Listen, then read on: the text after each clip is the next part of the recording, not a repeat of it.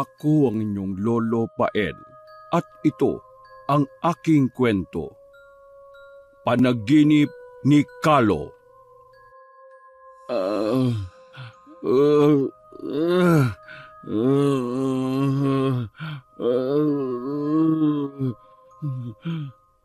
Ay nako, nananaginip na naman ang batang ito. Ay, gising, Kalo! Wag. Tama na. Kalo, ano ba? Gumising ka! Kumuha ng isang basong tubig ang ginang nang hindi niya magising ang binabangungot na anak. Nakailang yugyug at tawag na siya dito ay hindi pa rin dumidilat ang mga mata nito. Ibinuhos niya ang tubig sa mukha ng lalaki na agad naman niyang ikinagising. Habol niya ang hininga nang biglang mapabalikwa sa higaan. At kasabay ng paggising na iyon ay ang pagpatak ng kanyang mga luha. Anak, nananaginip ka na naman ba? Ayoko na, Nay. Napapagod na ako sa mga panaginip ko. Eh ano naman ang gagawin natin? Tulungan niyo po ako. Ihanap niyo po ako ng albularyo. Gusto kong magpagamot. Ano? Seryoso ka ba dyan? Baka pagtawanan ka eh. Teacher ka tapos magpapagamot ka sa albularyo? Wala akong pakialam, Inay. Hindi ba't nagpatingin naman na tayo sa psychiatrist? Ano ba nangyari? Di ba wala? Paulit-ulit pa rin akong dinadalaw ng panaginip ko na yun. Sigurado ka ba talaga? Eh yung pagpapagamot mo nga binibigyan na kahulugan ng mga chismosa sa atin Tapos Na ipinagkakalat nilang baliw ako dahil nagpapagamot ako sa isang doktor sa utak. Alam ko naman po yun Pero hayaan na lang po natin sila. Wala na akong ibang gusto sa ngayon kundi ang gumaling. O sige, ikaw ang bahala. Bukas na bukas magtatanong ako sa kumare ko kung may kilala silang albularyo.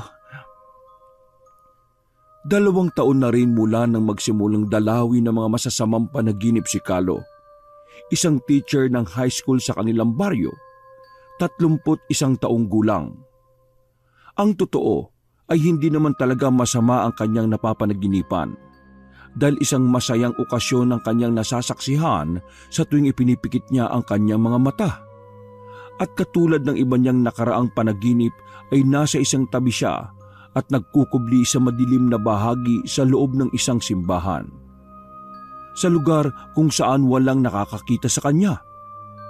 Ngunit ang hindi niya maintindihan ay bakit habang pinapanood niya ang babaeng kinakasal ay nasasaktan siya. Sumisikip ang kanyang dibdib at nahihirapan siyang huminga. Parang pakiramdam niya na iinsulto siya na makita ang lahat ng tao sa paligid niya ay nagsasaya. Gusto niyang pigilan ng kasal pero wala siyang lakas ng loob na gawin yon.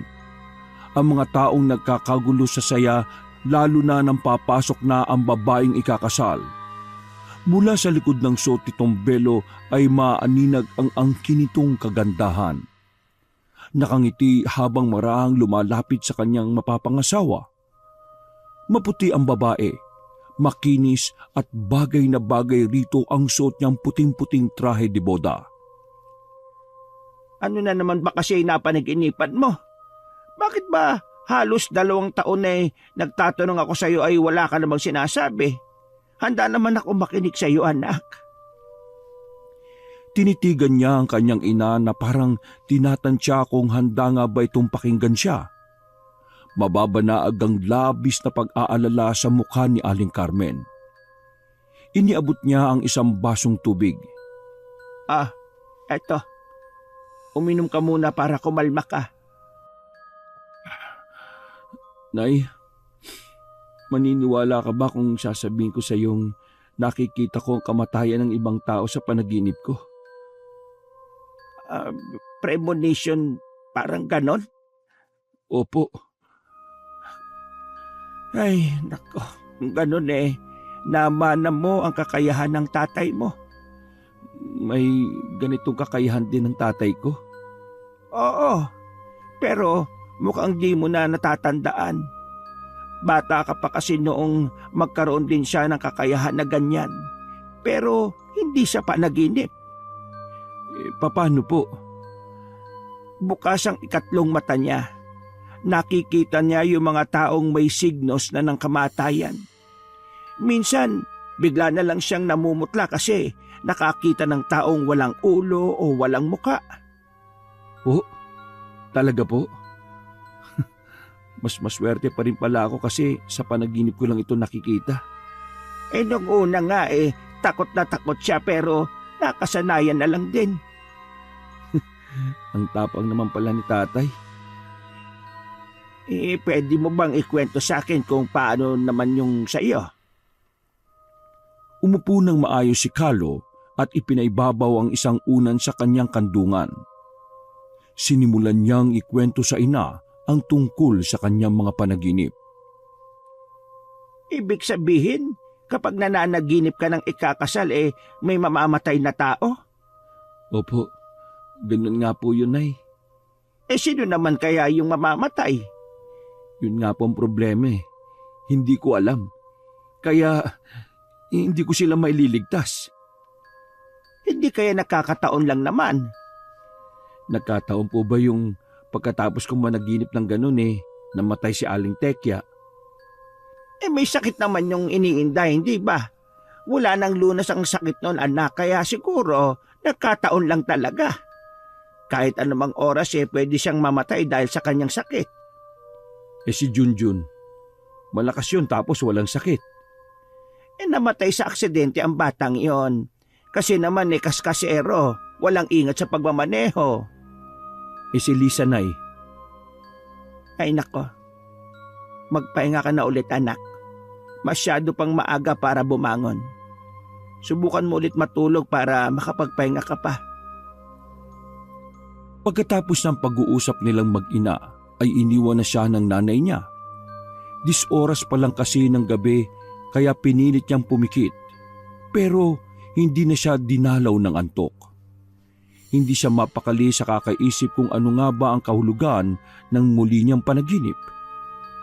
O kung sino ang susunod na biktima ng kamatayan sa kanilang lugar. Kinaumagahan ay para siyang lantang gulay. Kulang sa enerhiya dahil sa puyat. Mabuti na lang at Sabado, walang pasok sa eskwelahang pinagtuturuan niya. Dala niya ang isang tasang kape na lumabas sa kanilang balkonahe. Ibinaba niya ang tasa nang makita niyang humahangos ang ina galing sa labas. Bit-bit pa nito ang pinamili sa sari-sari store. Ay nako, anak! Oh, ano pong nangyari, Nay? Para naman kayong hinahabol ng 10 kabayo. Napakamot sa ulo ang ginang. Inabutan siya ng kape ni Carlo. Oh, ito. Uminom muna kayo niyan, pampakalma.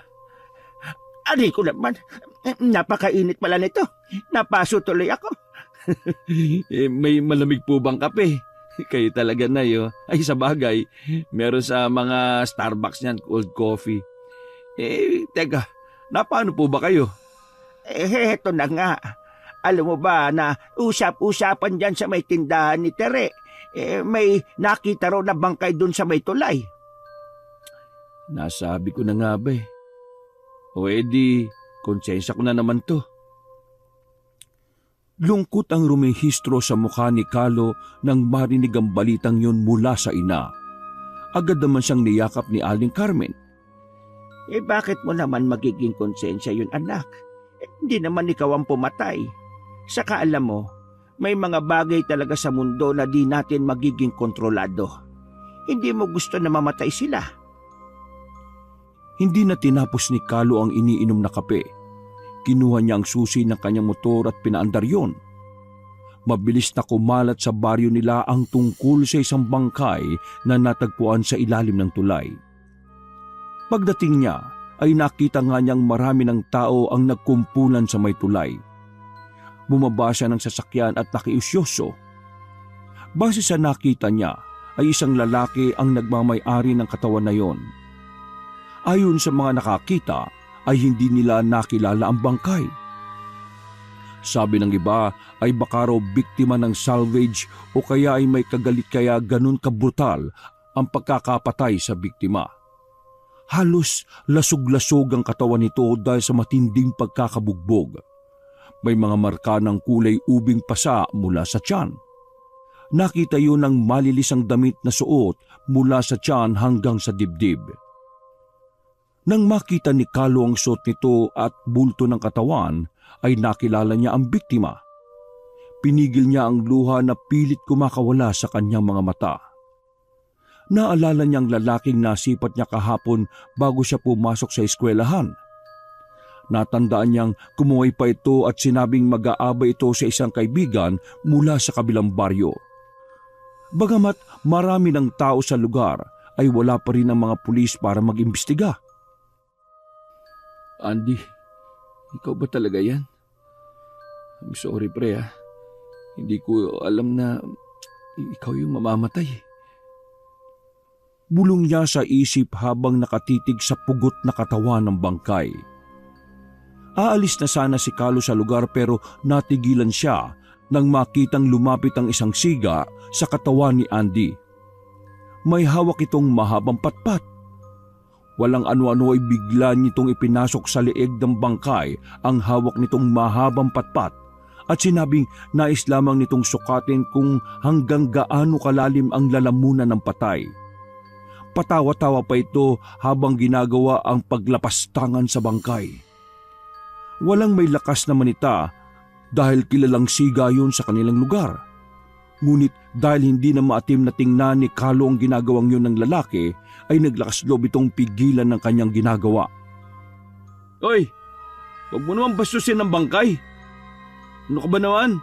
Matuto kang irespeto ang patay, no? May halong galit na sabi nito. Sumang-ayon sa kanya ang mga tao. Maghahamon pa sana ng away ang lalaking siga, ngunit nang marinig ang paparating na mobil ng pulis ay mabilis na itong umalis. Pinili nang umuwi ni Carlo. Tumuloy siya sa sala at isinandalang masakit na ulo sa sofa. Kung may magagawa lang talaga ako para iligtas sila. Ay, nako. Bumigat ang talukap ng kanyang mga mata. Pipikit na sana siya para matulog pero biglang naudlot nang maalala ang nangyari sa kaibigang si Andy. Bigla siyang napabangon at tinungo ang kusina kung saan narinig niyang nagluluto ang ina. Nay? Nay! Diyos ko. Oh, ano ba? Namumutla ka na naman. Ano na naman bang nangyari? Yung patay. Kilala ko po eh. Ano? Bakit? Nakilala na ba ng mga pulis? Hindi ko po alam. Pero kararating lang po nila pagkaalis ko dun eh. Sino yon? Paano mo nalaman wala namang ulo? Si Andy yun, Nay. Napanganga ang ina sa sinabing yun ni Carlo. Nay, please, ipagamot mo na ako. Ayoko na ng ganito eh. Sinasabi ko naman sa inyo eh, hindi lang talaga nakakataon ng lahat. Ang mga namamatay pagkatapos ko mapanaginipan ng kasal, konektado yun. Nanginginig siya. Niyakap siya ng kanyang ina. Shh, anak, tama na. O sige, bukas na bukas ay dadaling kita doon sa inirekomenda sa akin ng kumari ko. Magaling daw yon. Talaga po? Sana nga matulungan niya ako sa problema ko. Baka pag nagpatuloy pa ito, di ko na alam. Baka mabaliw na po ako. Huwag kang panghinaan ng loob, anak. Kaya natin to. Maniwala ka, malalagpasan natin ito. Kinabukasan ay pinagbuksan ng mag-ina ng isang nakaunipormeng babae. Nakaputi ito tulad ng pangkaraniwang nurse. Nangunot ang noon ni Carlo na makita ang klinika na pinagdalhan sa kanya ng ina. Nay, bakit mo ko dito dinala? Akala ko ba'y albularyo? Oo nga, nandito na nga tayo. Klinik naman ito eh. Alam mo namang di ako nagagamot ng mga anti-stress na gamot eh. Andito na nga tayo sa albularyo. Dito yung address na sinabi sa akin ng kumari ko eh. Sus, Niloko lang po yata tayo eh. Hindi ako magagawang lokohin ng kumari ko. Saka, bakit ano bang akala mo sa mga albularyo? Mga matatanda lang na may bandanang pula sa ulo at nakatira sa liblib na kabundukan? Nanay naman eh. Halika na, pumasok na tayo. Subukan na lang muna natin, wala namang mawawala. Dahil sa sinabi ng ina ay sumunod na lang si Kalo. Tinawag siya ng babae at tinanong ang kanyang pangalan, edad at kinuha ang timbang at blood pressure. Habang nakaupo siya sa tabi ng sekretaryang yon, ay pinagmasdan ni Kalo ang kabuuan ng klinikang yon. Nabasa niya ang isang sertipiko na nakasabit sa dingding. Naturopath doctor? Ano yun? Sinagot siya ng sekretary at sinabi ang doktor ay nanggagamot sa pamamagitan ng mga natural na pamamaraan. Albularyong may diploma, ganun ba? Pasimpleng nangiti ang babae, ngunit kalaunan ay agad niyang ipinaliwanag ng mabuti ang ibig sabihin nun. Sinabi nitong ang naturopathy ay isang alternatibong gamutan base sa paniniwalang ang katawan ng tao ay may likas na kakayahan sa pagpapagaling. Ang isang naturopathic doctor ang nagsasagawa ng ganong klaseng gamutan. Maaring magpayo ito ng diet, exercise, pagbabago ng lifestyle at pwede ring magrekomenda ng mga natural na gamot na iinumin ng mga pasyente. Naintriga si Kalo sa narinig. Noon lang kasi niya nadaman na meron palang ganong klase ng doktor. Meron siyang naririnig na gumagawa noon pero ang alam niya ay pinauso ito sa bansang China at hindi sa Pilipinas. Nasanay kasi siya sa mga stereotype na albularyo. Hindi mapigilan ng lalaki na maisip ang isang matandang lalaki o babae na payat at may nakataling pulang bandana sa ulo. May iwinawagayway na mga dahon at itinatapal ang mga ito sa mga pasyenteng may sakit. Isang nakakalokong ngiti ang pinakawalan niya. Nang biglang sa isip ay nilagyan niya ng twist ang itsura ng albularyo. Sinutan niya ito ng lab gown na ginagamit ng mga doktor kapag nag-o-opera. Albularyong naka-lab gown. Mapapahalakak na sana siya pero napigilan yun nang bumukas ang pinto kung saan iniluwa nito ang isang napakagandang babae na nakasuot nga ng puting lab gown. Tinawag ito ng sekretarya na doktora. Natulala si Kalo. Magandang umaga. Jeka, dumating na ba yung in-order nating refill ng tubig? Sumagot ng oo ang kausap na sekretarya at sinabi nitong meron na silang pasyente at itinuro nito si Kalo. Magandang umaga po sa inyo. Ay, nako, ang ganda naman pala ni Doktora. Magandang umaga po sa inyo. Sino po ang pasyente? Ay, yung anak ko po, iyan po. Oh. Itinuro ng ginang ang anak na wala pa rin kibo at nakatitig lang sa doktor. Ilang araw na po siyang ganyan. Ano pong dahilan at natutulala siya? Biglang nagtawanan ng dalawang babae na kausap ng doktora. Agad namang sinabi ng sekretarya nito na mula lang daw nang lumabas ang doktora ay nagkaganon ang lalaki. Ngumiti ang doktora. Nay, mamaya po pag okay na siya, pwede niyo na pong papasukin sa loob, ha? Sige po. Mamaya lang po magaling na yan. Agad na kinalabit ni Nanay Carmen ang anak. Nagising naman ito sa pagkakabato-balani sa magandang doktora. Oh, ang ganda, no? Nay naman ano na naman ba yan, nakakahiya? Ako pa ngayon ang nakakaya ikaw ang tululaway dyan ang lumabas si doktora. Uy, di naman po no. Maski tanong mo pa. Nay, uwi na tayo. Anong uwi? Hindi na tayo uuwi. Kailangan kang matingnan kasi mukhang malala ka na. Aligagaman ay pinalakas na lang ni Kalo ang loob. Nakaramdam siya ng kahihiyan dahil sa nangyari. Pagbukas niya ng pinto ay sumalubong sa kanyang pagpasok ang mabangong amoy ng silid. Pakiramdam niya ay nakikipagkarirahan siya sa 10 kabayo sa isang racetrack dahil sa mabilis na pagtibok ng kanyang puso. Maputi, makinis, malaanghel ang mukha ng babaeng nasa harapan niya. Ibang-iba sa ini-imagine niya na mukha ng isang tipikal na albularyo. Naisip niya tuloy na kung ganun kaganda ang lahat ng albularyo sa Pinas, ay konti na lang marahil ang magpupunta sa ospital para magpagamot. Ayos ka lang ba, sir? EOO? Okay lang yan. Relax ka lang. Hinga ka ng malalim, kuya. Na siya namang ginawa ni Carlo. Ano, okay ka na ba? Tumango ang lalaki. Sinenyesan siya ng doktor na umupo na sa silya na nasa harapan niya. Napayuko ang binata dahil nakaramdam ng hiya nang marealisa ang kanyang naging reaksyon sa harap ng kausap.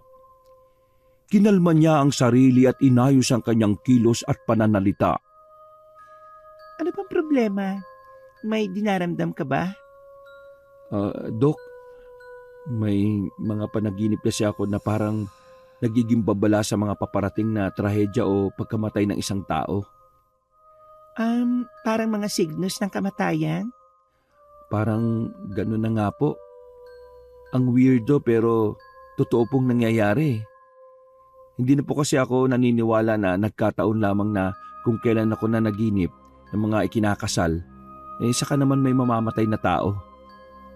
Hindi mo ba alam na isa yung uri ng psychic ability para madama o mahulaan ang mga kaganapan sa inaharap bago ito mangyari sa pamamagitan nga lang ng mga panaginip mo? Anong problema doon? Isa yung regalo. Regalo? Dok, isa itong sumpa na gusto kong alisin. Ayoko nito. Mas gugustuhin kong maging ordinaryong tao lang. At ayoko nung mga kababalagan na ganyan. Pero hindi lahat ng tao ay may kakayahan na tulad mo. Kung mapag-aaralan mo yan, kung papaano gamitin, pwede mo itong mapakinabangan at sa ibang pagkakataon ay pwede mo magamit para makatulong sa iba. Uulitin ko, isa yung regalo at hindi isang sumpa. Ang ibig mong sabihin, Dok, magpasalamat ako kasi nakikita ko yung kamatayan ng iba pero hindi ko naman sila maililigtas. Walang gamot o orasyon na makakagamot dyan. Yakapin mo na lang yung kakayahan mo. Yakapin? Alam mo bang naging biktima nito ang nag-iisa kong kapatid? Wala akong nagawa. Kahit binalaan na ako ng panaginip ko na maaari may masamang mangyari sa kapatid ko. Ano ba nangyari sa kapatid mo? Aksidente. Namatay siya sa aksidente. Hindi mo dapat sinisisi ang sarili mo. Hindi natin hawak sa ating mga kamay kung anong nakatakdang maganap. Hindi maunawaan ni Carlo ang sinasabi ng doktora. Nalito siya at kalaunan ay nakaramdam ng kaunting inis dahil parang walang ganang kausap ang babaeng doktor. Bagya siyang napasimangot dahil iniisip niya na mas may saysay pa yata ang magpagamot sa isang tipikal na albularyo kaysa sa isang tulad nito. Huwag mong ikulong ang sarili mo sa nakaraan. Pero, Alam mo ba kung anong may tutulong ko sa'yo? ano? Spiritual therapy. Nakakaramdam ka na kasi ng depresyon at kitang-kita yun sa mga eye bags mo. Dahil sa labis na kalungkutan hindi ka na makatulog ng maayos. Di ka na rin nakakakain sa tamang oras, tama ba ako? Spiritual therapy? Ano yun? Meron kaming program para sa mga taong katulad mo. Kaya mo bang magtiwala sa amin? Sa akin? Dahil sa magandang paliwanag ng doktor, ay unti-unting nakumbinsi nito si Carlo. Dahan-dahang naintindihan niya na hindi lamang sakit sa katawan ang kayang gamutin ng doktor, kundi maging ang sakit ng mga nanlulumong kaluluwa. Pagkatapos noon ay umuwi na ang mag-ina. May itinakdang araw para sa kanyang pagbabalik. Samantala, habang pauwi ay dumaan muna ang mag-ina sa burol ng kaibigang si Andy. Ayon sa mga naroon sa lamay ay hindi pa natukoy kung sino ang pumatay sa biktima. Naging palaisipan tuloy ang nangyaring yun sa mga tiga-baryo. Nagatid ng kilabot na baka hindi tao ang may gawa. May mga nakapagsabi na baka may mabangis na hayop na pagala-gala o di naman kaya ay baka may aswang na sa kanilang paligid. Hindi pa rin kasi nahanap ang nawawala nitong ulo. Magtatakip silim na nang magpasyang mag-ina na magpaalam sa ina ni Andy na noon ay nakaupo sa tabi ng kabaong. Ngunit sa mabilis na pag-ikot ni Kalo ay nalaglag ang hawak nitong panyo sa sahig. Pinulot niya yon at sa kanyang muling pagtayo ay may napansin siyang isang itim na anino na nakatitig sa nakasarang kabaong. Natuod sa kanyang pwesto si Kalo at bahagya na siyang naiwan ng kanyang ina. Oh, anak, may problema ba? Mariing ipinikit ni Kalo ang kanyang mga mata at sa kanyang pagdilat ay nawala na ang aninong yon. Upang hindi tabla ng takot ay inisip na lang ng binata na dahil lamang yon sa pagod o di kaya ay pinaglalaroon lamang siya ng kanyang imahinasyon. Wala na eh. Tara, umuwi na tayo. Eh, mabuti pa nga. Mukhang pagod ka na. Namumutla ka Talaga naman bata ka Kailangan mo na muna talaga magpahinga. Wala po ito, Nay. Ayos lang po ako. Naglakad na ang mag-ina pa uwi. Napansin nilang mapula ang langit. Papalubog na ang araw sa kanluran. May mga taong nagtatakbuhan at tang isa ay nabangga pa ni Kalo na muntik na niyang ikabuwal. Aray! Ano ba pare? Mag-ingat ka naman! Humingi ng paumanhin ang nakabanggang lalaki. Ano ba nangyari? Tumahangos kayong lahat. May nangyari ba? Agad isinalaysay ng lalaking yun na mayroon na naman daw natagpo ang bangkay sa plaza. At ito ay kilalang siga sa kanilang lugar na nakita nilang lumapastangan sa bangkay ni Andy. May nakapagsabi na marahil ay nakonsensya ang lalaki nang malamang kababaryo pala nila ang napaslang.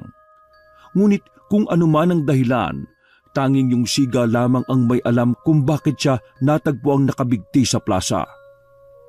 Ay naku po, Diyos ko, ano ba itong nangyayari sa baryo natin, Kalo? Alam nyo naman dito sa atin minsan, kapag may namamatay palaging nasusundan. Meron at merong sumusunod. Bakit nga kaya ganun, no? Hindi ko rin alam. Sa ibang lugar po kaya nangyayari yung ganito? Yung hindi pa naililibing yung patay may mamamatay ulit tapos madadagdagan pa. Pinakakakaunting bilang ng ganun 2 hanggang 3 kaya tingnan mo yung mga mahihilig magtongit.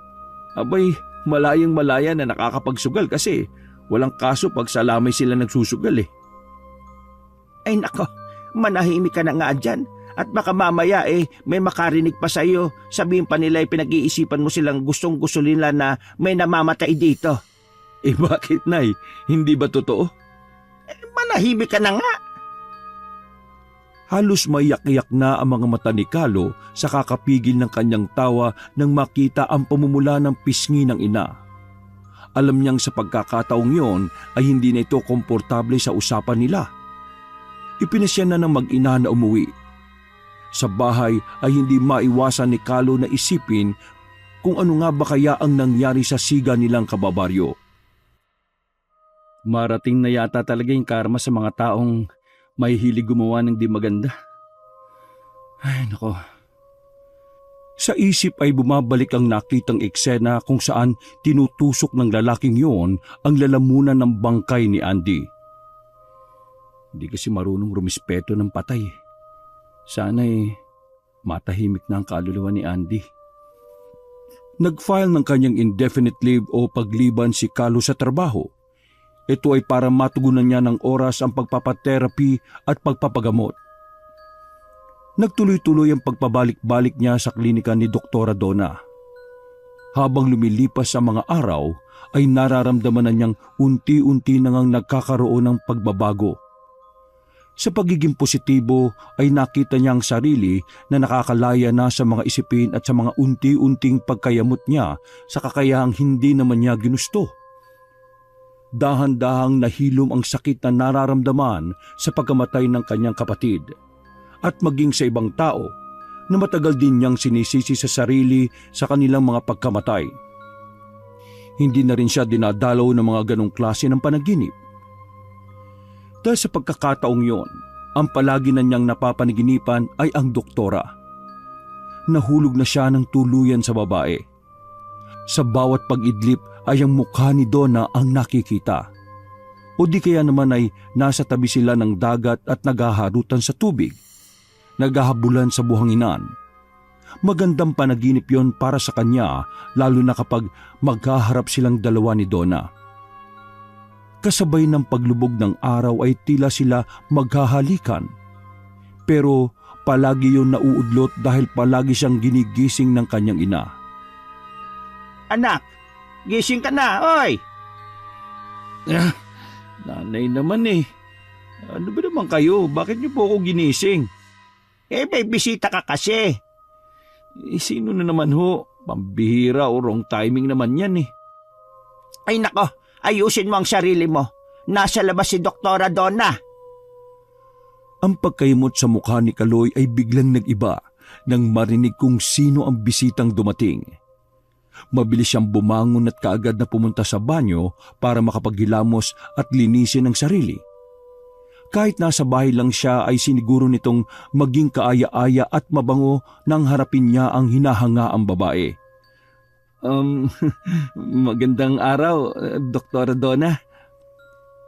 Magalang nitong bati sa babaeng kasalukuyang umiinom ng kape sa sala. Nang makita siya ay agad na sumilay ang maganda nitong ngiti. Bakit po kayo nandito? May problema po ba sa therapy ko? Wala naman. Ano kasi, AEOO? Hindi. Ano po yung dahilan kung bakit kayo nagpunta dito, Dr. Donna?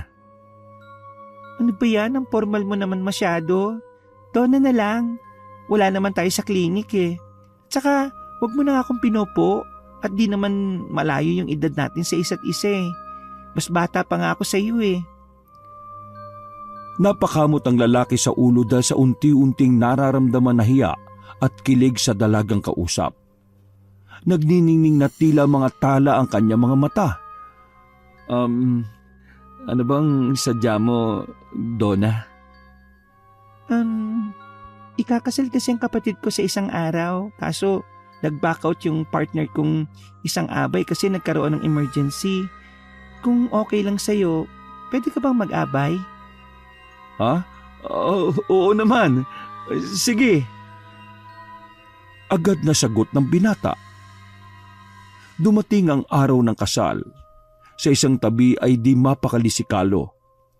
Tagaktak ang pawis ng kanyang mukha. Panay ang punas niya at patingin-tingin sa kapaligiran. Mataas na ang tirik ng araw. Ang mga tao ay naiinip na sa pagsisimula ng kasalan. Wala pa ang groom. Nagaantay na ang bride sa loob ng sasakyan nitong bridal car. Lumabas si Kalo. Nakita niya mga tao sa labas na nagkakagulo na rin. Isang mensahe ang natanggap nila. Hindi makakadalo ang groom. Iyak ng iyak ang bride na mag-isa na lang sa loob ng kotse. Nilapitan niyo ni Kalo at pilit na pinabubuksan ang sasakyan. Ngunit nagmistulang bingi at bulag ang babaeng nasa loob. Hilam na ang mga mata sa labis na pagluha. Lisa, buksan mo. Lisa, si kuya to. Nakikiusap ako, buksan mo ang pinto. Nagsimulang umandar ang sasakyan. Hinabol ng lalaki. Hanggang sa isang malakas na tunog mula sa nagsalpukang truck at kotse ang narinig ng mga taong naroon. Lisa! Kalo, ayos ka lang ba? Kanina ka pa walang imik dyan. Natulala ka na naman. Napatitig si Kalo kay Donna. Nakatingin itong sinalubong ang kanyang mga titig. Ipinilig niya ang kanyang ulo at bahagyang hinawakan ng kanyang sentido. Pinakalma niya ang sarili. Para siyang nanaginip ng gising at ipinakita sa kanya ang nakaraan kung saan ay papaano namatay ang kapatid niyang si Lisa. Yun ang araw kung kailan nagsimula siyang nakaramdam ng labis na kalungkutan. Palagi niyang sinisisi ang sarili sa pagkawala ng kanyang kapatid. Konting hintay lang daw, darating na ang groom. Mabuti naman. Ayos lang ako, huwag ka mag-alala. Siguro mainit lang. Sobrang init ang panahon eh. Oo nga eh, di aga-aga pa eh, napakaalinsangan na. Sana hindi humulas yung makeup ko, no? Maganda ka pa rin naman eh. Isang matamis na ngiti ang isinukli ng doktora. Ilang minuto pa ay dumating na ang pinakahihintay nilang lahat. Natuloy ang kasalan at natapos ang pagdiriwang ng may saya at ngiti sa labi ng lahat ng mga nagsidalo. Oh anak, kumusta ka? Hindi na po ako dinadalo ng panaginip ng kasalan, Nay. Aba, magaling nga talaga yung si doktora, no? Tapos mabait at ang ganda-ganda pa. Sana naman pupunta yung pangiting-hiti mo na yan, Nay, ha? Ay, wala naman ah. Wala akong sinasabi. Iniisip ko lang na mukhang bagay kayo ni doktora. Nay, ano ka ba? Nakakaya, no? Ka naman mahihiya. Teacher ka naman. May pinag-aralan. May magandang trabaho. Oo na. Huwag ka na makulit, Nay. At baka mapurnada pa. Aaminin ko na po na may gusto ko kay doktora. Isusuportahan kita dyan, anak. Ligawan mo na. Nanay talaga, oh. Ang kulit, parang teenager. Ito naman. Bakit kanina nakita ko yung mukha na namang pang Biyernes Santo yung mukha mo? Kanina po kasi, nakita ko sa simbahan si Lisa. Ha? Ano? Parang totoong-totoo eh. Bumalik sa akin lahat ng alaala ng araw na yun, Nay. Anak, kalimutan mo na yung nangyari. Hindi matatahimik si Lisa hanggat hindi mo pinalalaya ang sarili mo sa sakit. Kasalanan ko kasi, Nay eh. Sana hindi na lang ako nakialam. Sana hindi ko na lang pinilit na pakasalan ng lalaking yun ng kapatid ko. Buhay pa sana si Lisa. Hindi sana nangyari sa kanya yung ganun. Anak, walang may kagustuhan sa nangyari. Ngunit kailangan mong maghilom alang-alang sa kaluluwa ng kapatid mo. Sana nga, Nay, makalimutan ko na yun. Natapos ang usapan ng mag-ina nang sabihin ni Carlo sa ina na balak na nitong bumalik sa trabaho dahil kahit papaano ay maayos na ang kanyang pakiramdam. Nagpaalam na siya sa ina para matulog. Isang tanghaling tapat, init na init si Carlo sa nararamdamang pagtama ng sikat ng araw sa kanyang balat. Para siyang napapaso.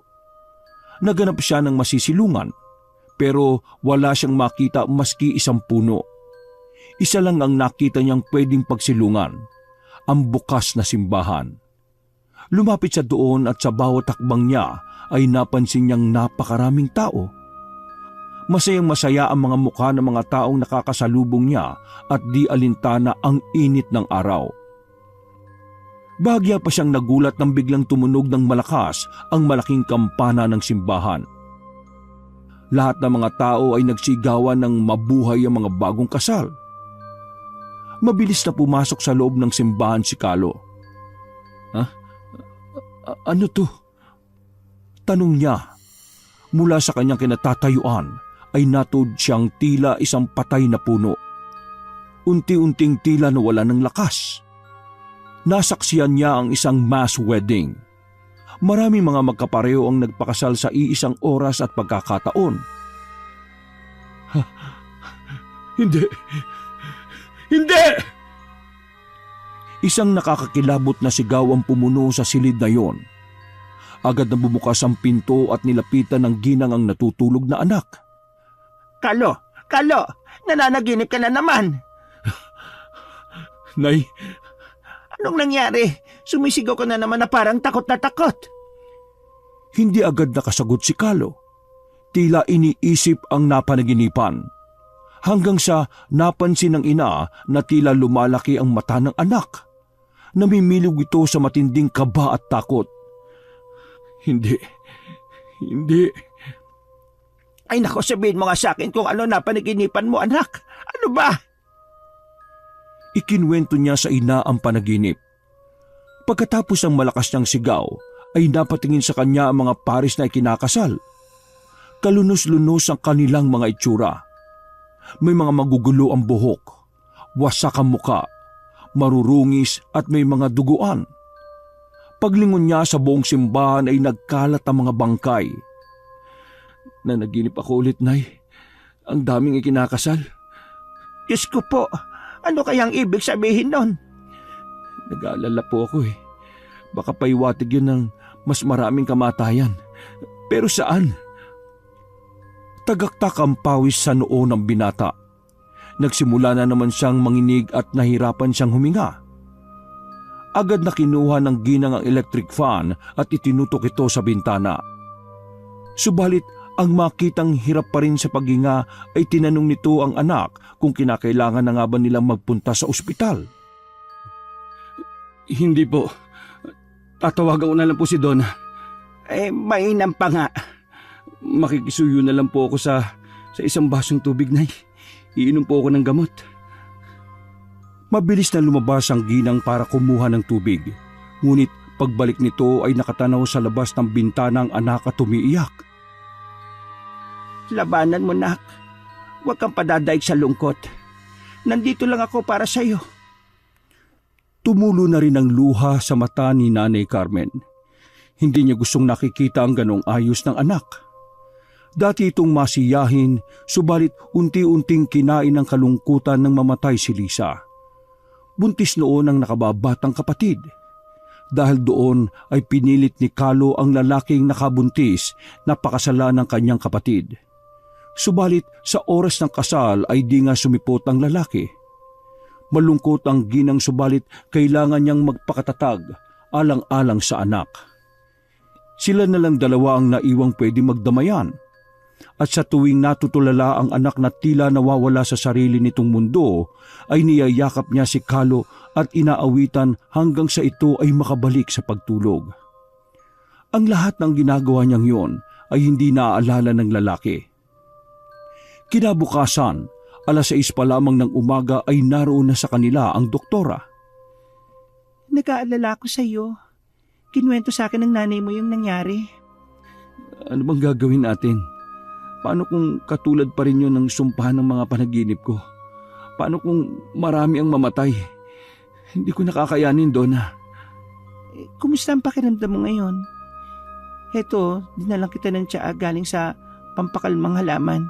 Mabisa yan. Salamat. Kung makatotoo man ang panaginip mo, siguro ay kailangan natin matuklasan kung saan ito mangyayari. Susubukan ko kung kaya kong makita, Kalo. Kaya mong makita ang mangyayari? Oo, minsan nakikita ko, minsan hindi. Ano nga bang mangyayari? Masaker? Sakuna? Sakit? Ano? Kalma ka lang. Akin na yung mga kamay mo. Tumahimik ka lang at sisikapin kong makita kung anong ipinapahiwatig ng panaginip mo. Tumahimik si Kalo. Hinuwakan siya sa kamay ng doktora. Nagsimula yon sa maikling orasyon at pagkatapos nito ay ipinabuka sa kanya ang dalawa niyang palad. Sinipat-sipat yun ni Donna. Kumukunot ang noo nito habang dahan-dahang hinahaplos ang kanyang mga palad. Anong nakikita mo? Pagsabog. Matinding pagsabog. Muntik nang mag-hysterikal ang lalaki dahil sa narinig. Subalit agad siyang niyakap ni Donna at sinimulang hagurin ang kanyang likod. Pagkatapos ay inaya niya itong lumabas para makalanghap ng sariwang hangin. Paglabas nila ay sumalubong ang mainit at basang hangin na dumampi sa kanilang mga balat. Ano ba kung kailan mangyayari at kung saan? Sino-sino sila? Malabo eh. Hindi ko masyadong kabisado yung lugar. Basta narinig ko, may nagsasalita ng malakas parang speaker. Tapos maraming tao. Wala kang palatandaan sa lugar? Wala eh. Huwag mo na munang isipin ang panaginip mo. Magdasal ka na sana ay hindi magkatotoong masamang pahiwatig na yon. Oo, sige, gagawin ko. Isang ngiti ang isinukli ng dalaga. Donna, salamat ha. Wala kang dapat ipagpasalamat. Trabaho ko ito, di ba? Babalik na pala ako bukas sa trabaho. Talaga? Masaya ako kasi mukhang nakakabalik ka na. Basta ha, huwag ka na munang mag-isip ng negatibo. Oo, tatandaan ko yan. Siya nga pala, dito ka na kumain. Ipagluluto kita ng masarap na agahan. Ay, baka di na kita mapagbigyan eh. Kailangan ko na rin pumasok sa klinik. Ganun ba? Sayang naman. Gusto pa sana kitang makasama. Talaga? Okay, sige. Sa weekend na lang kung gusto mo pa. Oo naman, no? Ano, date na ba yon? Okay lang ba sa'yo kung ligawan kita? Hindi ba masyadong mabilis? Willing naman ako maghintay doon eh. Sige, pag-iisipan ko. O paano? Mauna na ako ha. Ingat ka palagi. Kinabukasan ay pumasok na sa paaralan si Kalo. Usap-usapan sa kanilang eskwelahan ang tungkol sa nalalapit na graduation. Makikita sa mga mata ng mga estudyante at guro ang kasabikan sa magaganap na pagdiriwang. May ilan na nag-iensayo na ng kanilang mga talumpati at may ilan naman na sinusulit ang mga oras na magkakasama pa sila ng kanilang mga kaklase. Habang nag-uusap-usap ay mayroong sandamakmak na mga sitserya sa tabi. Panay ang bati ng mga bata sa bagong pasok na guro. Halos 2 buwan din mahigit ang naging absence nito o leave, kaya nasabik ang mga estudyante sa kanya. Panay ang kumustahan, kwentuhan at tawanan. Ilang araw pa ang lumipas ay naghahanda na ang lahat para sa graduation rites na magaganap kinabukasan. Nagdedekorasyon na sila sa stage. Tumulong na rin si Carlo kasama ang ilang mga graduating na student sa pagpapaganda nito. Naglagay sila ng mga makukulay na tela sa entablado. Nag-ayos sila ng mga halamang nakapaso at nilagyan nila ang mga ito ng mga palamuting bulaklak. Habang abala ang lahat, ay isang estudyante ang lumapit sa kanya at nakiusap kung maaari ba daw magpakuha sila ng litrato kasama siya. Pumayag naman ang guro. Salita ng mga estudyante sa pagkuha ng mga litrato gamit ang kanilang mga cellphone. Tuwang-tuwa ang mga estudyante sa kanilang mga trip na iba't ibang klase ng pose. Oo, ako naman. Gusto ko rin ng souvenir sa inyo ha. O sige, pose kayo ha. Inilabas ni Carlo ang kanyang cellphone at kinuha ng kanyang mga naging estudyante. Oo, wakin naman! Natapos yun na lahat ay masaya. Aliw na aliw sila sa kanilang mga ginawa. Ngunit panandalian lamang yon. Dahil muntik nang maitapon ni Teacher Carlo ang kanyang telepono nang makita ang mga nakunang litrato sa kanyang cellphone. Ang mga estudyante ay walang mga ulo. Inilihim niya yun sa mga estudyante. Mabilis niyang itinago ang kanyang telepono upang wala nang makakitang iba. Alam niya ang ibig sabihin nun. Isang signos o babala ng kamatayan. Ang sinumang tao na makitang walang ulo sa personal man o sa litrato ay may sumpa ng kamatayan. Naalala niya ang sabi ng kanyang ina tungkol sa kakayahan ng kanyang ama na nakakakita ng signo sa mga tao. Ang taong malapit ng mamatay ay nakikita nitong walang mga ulo. Nanindig ang balahibo niya sa isiping yon. Naisip ni Carlo na hiramin ang isang cellphone ng kanyang estudyante at pinanood ang mga litrato. Normal ang kuha ng mga ito. Panay ang kantsaw ng mga bata sa isa't isa dahil sa iba't iba nilang mga itsura sa mga larawan. Bakit sa akin ganun? Mabilis siyang lumayo sa mga bata. Nag-alala siya sa kahihinatnan ng mga ito. Para na niyang anak ang mga ito at ni isa sa kanila ay ayaw niyang mapahamak dahil sa sumpa ng kanyang panaginip. Tinawagan niya agad si Doktora Donna. Yung mga estudyante ko, Donna, wala silang mga ulo sa litrato. Anong ibig sabihin nun? Nais niyang kumpirmahin sa dalaga ang totoong kahulugan ng kanyang nakita. Kapamakano kamatayan, pero pwede ring glitch lang yan ng kamera. Maaring sobrang ilaw o araw. Sagot ng doktora sa kabilang linya. Nanginginig ang boses ni Carlo. Sumasabay din ang kanyang mga palad. Unti-unting tumaas ang tensyon na kanyang nararamdaman. Donna, hindi kaya... Hindi na nito maituloy ang kanyang sasabihin. Unti-unting pumatak ang luha sa kanyang mga mata. Hindi ko kayang may mapahamak sa kanila, Donna. Tulungan mo ako. Bukas ay gagraduate na sila. Sige, sasamahan kita dyan bukas. Salamat. Please tulungan natin sila. May mga pangarap pa mga batang ito. Ayokong mamatay sila. Kumalma ka lang. Gagawin ko ang lahat na makakaya ko. Pagkatapos ng pag-uusap nilang yon ni Carlo, ay agad na umuwi si Donna para gumawa ng isang ritual at panguhula para makita niya ang partikular na mangyayari sa hinaharap. Hindi literal na ipinakita sa kanya ang mga mangyayari, subalit may mga nakita siyang palatandaan sa kanyang ginagawa. Kumuha din siya ng tarot card para malaman kung tugma ang dalawang paraan na yon. Isang buntong hininga ang pinakawalan niya. Kinabukasan ay sabay na bumaba ng sasakyan sina Donna at Carlo. Nang makita sila ng mga estudyante ay tinukso kagad nila ang guro. Nagagandaan sila sa binibining kasama nito. Sinabi pa na bagay sila at masaya ang mga bata na mayroon na daw love life ang kanilang teacher.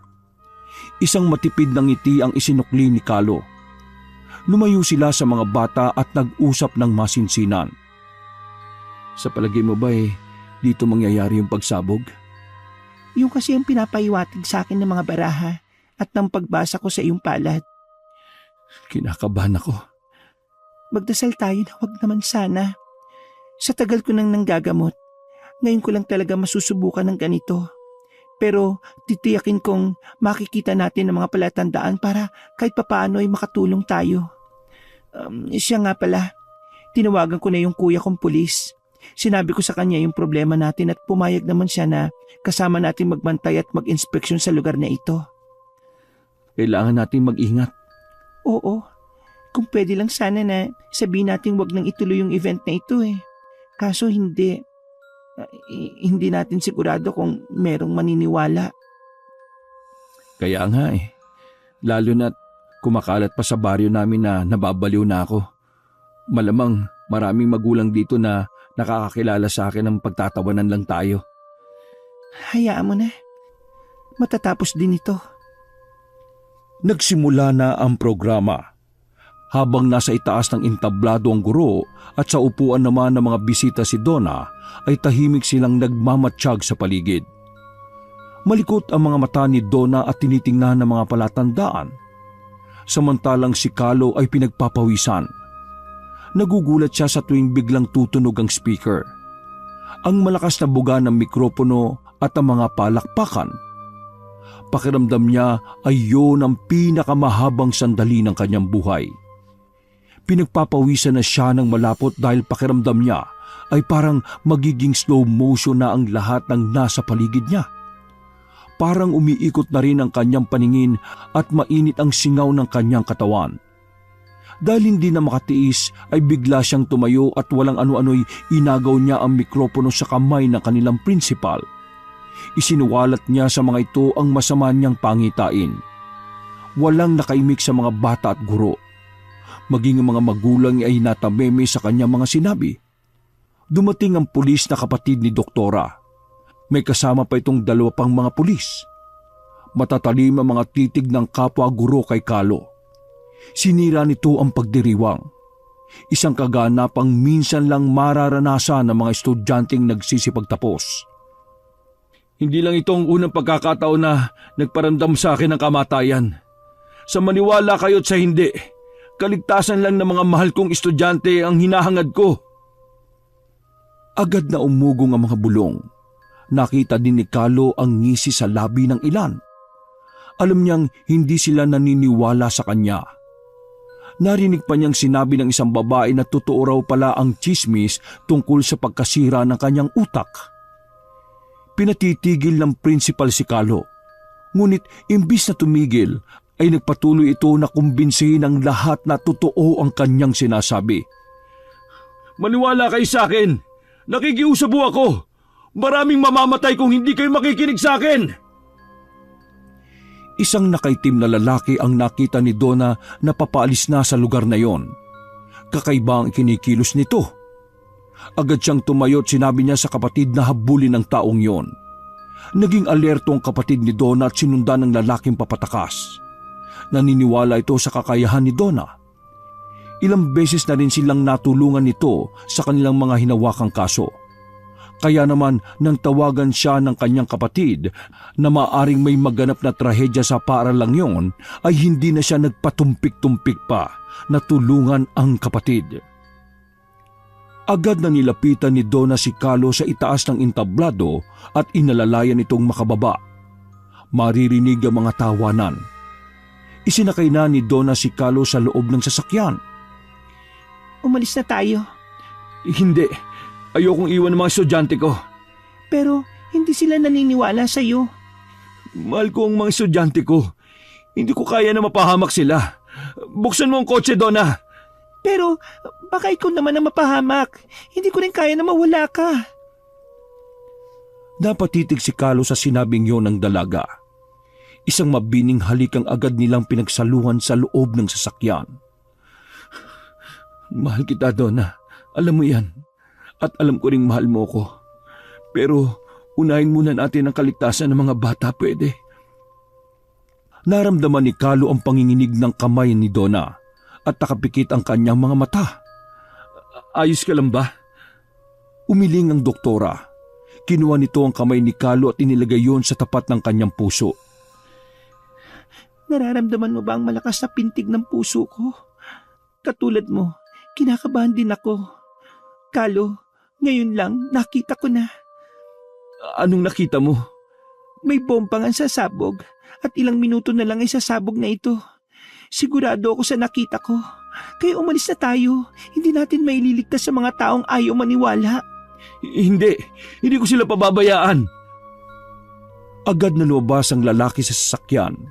Sinundan kagad siya ni Donna. Lumayo kayo dyan! Sa mga estudyante ko na naniniwala sa akin, please! Umalis na kayo dyan! Nagsisigaw si Carlo. Nakatuon ang tingin sa kanila ng mga tao. May mga nagsitayuan na estudyante. Nakiusap ang principal na bumalik ang mga ito sa kanilang kinauupuan. May ilang bumalik pero ang iba ay nagsimula ng lumayo sa lugar na yon. Lumabas sila sa may kalsada. May bombang sasabog! Nakikiusap ako! Umalis na kayo dyan! Walang mawawala sa inyo kung paniniwalaan nyo ako maski ngayon lang! Dahil sa determinasyon ni Carlo ay unti-unting nagsitayuan ng mga tao at umalis na rin sa lugar na yon. Makikita sa mukha ng mga kapwa niya guro ang pagkadismaya sa kanyang ginawa. Nang wala nang natira sa gym, maliban sa mga guro na nagsasalita sa mikropono na bumalik ang mga estudyante upang ituloy ang kaganapan, ay may tumawag na ng pulis para ipahuli si Carlo. Galit silang lahat na bumaba ng entablado. Sinugod ng principal si Carlo. Isang malakas na sampalang pinadapo nito sa kanyang pisngi. Ngunit pagkatapos noon ay isang malakas na pagsabog ang naganap. Walang nakaimik sa nasaksihan. Wasak ang stage. Nagkalat ang mga sirasirang upuan. Maging ang katabing classroom ay nadamay. Walang nakaimik sa mga taong naroon. Napahawak pa ang principal sa dibdib ng lalaking guro nang biglang manghina ang mga tuhod nito dahil sa pagkabigla. Dumating ang mga backup na pulis. Nagsimula silang mag-imbestiga sa nangyari. At isa sa kanilang tinanong ay si Carlo at si Donna. Agad silang tinanong ng mga ito kung paano nila nalaman ang mangyayaring pagsabog. Ipinaliwanag ng dalawa ang kanilang panig subalit tila hindi sila pinaniwalaan ng ibang mga kasamang pulis at maging ang ibang magulang. Baka raw may alam sila sa nangyari. Tumahimik ang dalawa. Naghintay ng tamang pagkakataon para mailigtas ang sarili sa panghusga ng iba. Ngunit dahil wala namang makuwang ebidensya na magdidiin sa kanila, ay hinayaan na rin sila ng mga pulis. Tara na, Kalo. Aya ng dalaga sa kasamang lalaki. Tahimik na naglakad si Kalo palapit kay Donna. Nang bigla siyang matigilan nang marinig na tinatawag siya ng ilan niyang estudyante. Lahat ng ito ay nagpasalamat sa kanya. Isa-isang nagsilapitan ng kanyang mga estudyante. Niyakap siya ng mga ito at pinasalamatan sa pagliligtas ng kanilang mga buhay. Sir, paano niyo po nalaman? Ipinakita nito sa mga estudyante ang litratong kinunan niya. Napaantanda ng krus sa mga magulang at estudyante nang makita ang litratong walang mga ulo. Pasensya na kayo kung natakot kayo sa ginawa ko. Dumating na ang mga pulis na humabol sa lalaki. Nahuli nila ito at nakumpirma na ito na nga ang nagtanim ng 2 bomba sa itaas ng entablado. Sa pagpapatuloy ng investigasyon ay nalaman ng mga ito na may kinalaman sa politika ang pangyayari. Bisita kasi sa pagdiriwang na yon ng kanilang mayor at yon ang hinihintay na pagkakataon ng kalaban nito sa politika para siya ay patayin. Mabuti na lang at nahuli sa pagdating ang sinasabing mayor. Nalalapit na naman kasi ang eleksyon kaya nagiging madugo na naman ang labanan ng mga ito. Napaamin nila ang lalaking salarin kung sino ang mastermind nito. At nang dumating na ang mayor sa lugar ng pangyayari, agad namang humingi ng paumanhin ng kanilang mayor.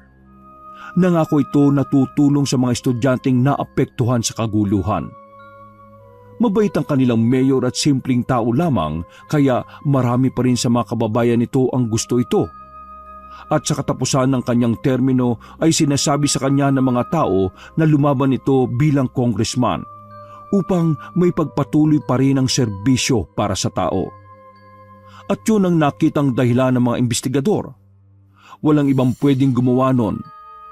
Tama ang suspect na inutusang magtanim ng bomba. Ang kanilang kasalukuyang congressman ang nagplano ng kaguluhang yon. Dahil sa nangyari ay sa kalsada na lamang itinuloy ang pagbibigay ng mga diploma. Masaya naman ang lahat dahil mas mahalaga sa kanila ang buhay kaysa sa panandaliang kasiyahan na buhay naman nila ang magiging kapalit. Umuwi na ang lahat pagkatapos.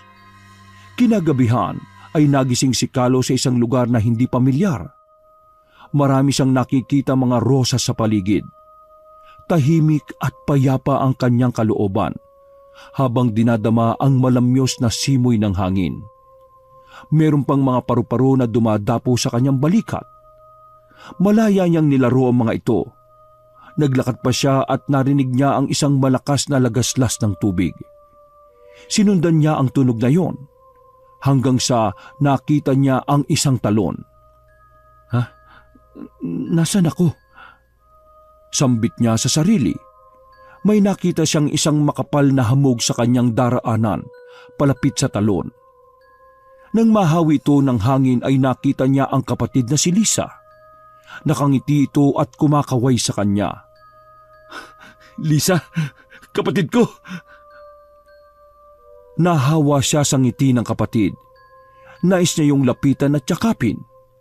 Maaliwalas ang mukha ng kanyang kapatid at nakita pa niyang bumuka ang mga labi nito na parang sinasabing mahal siya ni Lisa. Naglakad siya palapit dito pero bigla siyang nagising sa yugyog at boses ng kanyang ina. Anak, gumising ka na. Nay, Nananaginip ka na naman ba ng masama? ngumiti si Kalo sa ina. Hindi, Nay. Si Lisa po yung nagpakita sa panaginip ko. Talaga, anak? Opo, at masayang masaya siya. Nakangiti siya sa akin. Kung ganun pinakikita lang sa'yo ng kapatid mo na nasa maayos na siyang kalagayan. Ayaw na niyang nalulungkot ka, Kalo. Opo, Nay. Ang ganda-ganda pa rin ng kapatid ko. Ang aliwalas ng kanyang muka. Niyakap siya ng ina. Alam ng puso ng nanay ni Carmen na malapit nang gumaling ang mahal niyang anak. Lalaya na ito sa kalungkutang nagkulong sa kanya sa loob ng halos 2 taon. Kinabukasan ay maagang gumayak ang mag-ina para pumunta ulit sa klinika ni Donna. Pagdating nila doon ay agad siyang inasikaso ng doktora para sa huli nitong session sa kanyang therapy. Dok, pwede ba akong tumayo? Kung kaya mo. Ginawa mo naman akong suma nito, mahal ko eh. Ano ka ba? Tiis lang konti, no? Gusto ko lang naman na gumaling ka na talaga. Salamat ah. Donna, doktora, salamat sa pagtsatsaga mo sa akin ah. Salamat din sa paniniwala at pagtitiwala. Salamat sa pagliligtas sa buhay ko. Wala yon. Lahat naman, kung may kakayahang ganito, itutulong din. Pero syempre, espesyal ka. Gaano ka espesyal? Tulad ng ngayong araw na ito, sasagutin ko na yung panliligaw mo. Ha? Hindi pa ba tayo? Di ba nung nakaraan Ano ka ba? Hindi opisyal yan, no? Ninakawan mo lang naman ako ng halik nun eh. Alam mo, ito yung pinakamasayang araw sa buhay ko, Donna. Magpapagaling ako para sa'yo. Para sa atin maging matatag ka. Magpagaling ka. Isang ngiti ang isinagot ni Carlo. Si Doktora Donna ang nagbigay ng panibagong buhay na puno ng positibong pananaw. Siya ang humilom at naggamot sa kaluluwa niyang may sakit. Ang lungkot at konsensya ay unti-unting napalitan ng saya. Sakto 1 taon na ang nakaraan ay kinasalang 2. Isang okasyon na dati niyang kinasusok lamang makita sa panaginip. Subalit sa pagkakataong yon, ay naramdaman niya sa kauna-unahang pagkakataon ang kakaibang klase ng saya habang pinagmamasdan ang palapit niyang bride. Sobrang ganda nito sa puting-puting kasuotan. Nawala ang takot niya sa kasal. Wala na siyang ibang iniisip sa pagkakataong yon na dapat ikatakot. Kasabay ng parehas nilang pag-aido sa harap ng dambana ay ang pangakong sasamahan nila ang isa't isa sa hirap at ginhawa. Sila'y pinagtagpo ng kanilang kakayahan. Kumatok ang pag-ibig at kanilang pinagbigyan. Ganoon ang tadhana. Maaring hindi kontrolado pero nasa tao ang pagtanggap. Wala mang gamot na makapag-aalis ng kakayahan ni Carlo. Hindi man niya kontrolado ang panaginip ay masaya na rin siya dahil nakatagpo naman siya ng karamay at ito ay si Donna. Ang pinakamagandang bride sa buhay niya. Wakas!